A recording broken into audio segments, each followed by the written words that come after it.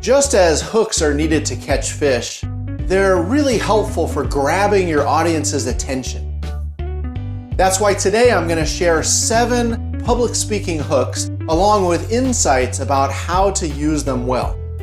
These techniques will increase your speaking abilities by at least 20%. So let's get started.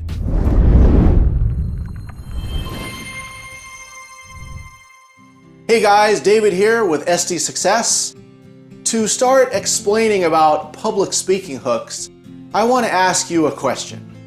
Have you ever gone fishing? Now imagine, if you will, you're fishing after dark. The sun has just gone down, can't see much, and you throw your line out into the water. You wait a while, and suddenly you feel a nibble, so you set the hook. And wow, fish on! You're fighting in this battle with this fish, you're bringing it in, you're about to land the fish, and then all of a sudden, your fishing line goes up into the sky. What's going on? You realize that you hooked a bat by mistake. And now you've got a problem. What are you gonna do with this flying creature? This is something that actually happened to me. And I'm curious, what would you do if you were in this situation? So let's pause for a moment here. Do you realize that I've already used 5 public speaking hooks? The first was the bold claim, where I said that this video will help you increase your speaking abilities by 20% or more.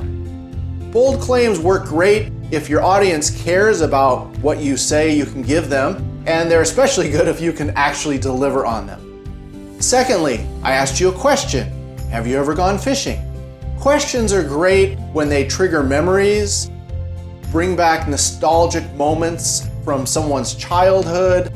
They're a good way to engage the audience. The third hook that I used was when I asked you to imagine a scenario.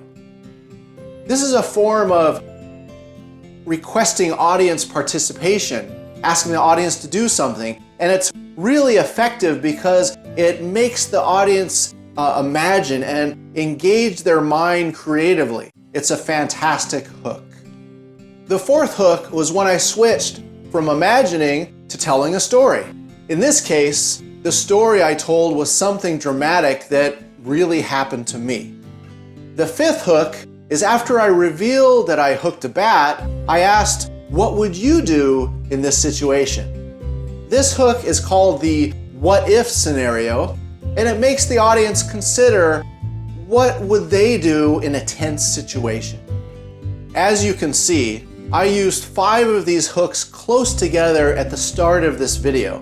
And that's pro tip number 1, use hooks together in combination. There are certain ones that go really well together, and you'll figure out which those are through experimenting. As we start wrapping up this topic, I have another question for you. Where do fish keep their money? The answer? The riverbank. Ha ha ha. Yes, hook number 6 is a joke. Tell a joke. And you'll notice I use this hook, telling a joke, towards the end of this presentation. And that's pro tip number 2. Use hooks throughout your speech. Sometimes they're really necessary later on to recapture or hold on to your audience's attention. Hook number 7 is what I like to call the observation hook. During speeches, things often don't go as planned. You might tell a joke, for example, that nobody finds funny.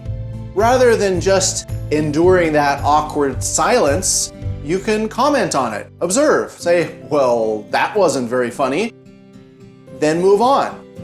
Using this observation hook, especially when you goof up or something else happens, is a really, really good way to connect with your audience very naturally.